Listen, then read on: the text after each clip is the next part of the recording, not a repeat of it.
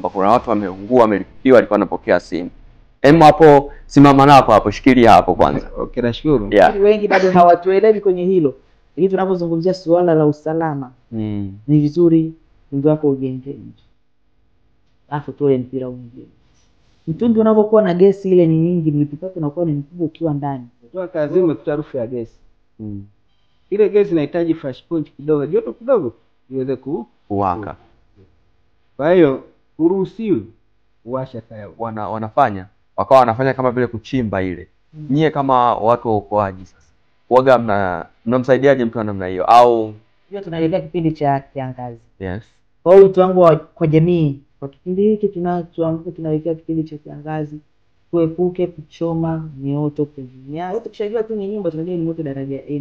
Daraja A kama ni moto kwenye hatua ya awali kabisa, ambapo mwenyewe pale mwenye jengo lake anaweza akatumia kifaa cha kuzima moto kuweza kuweka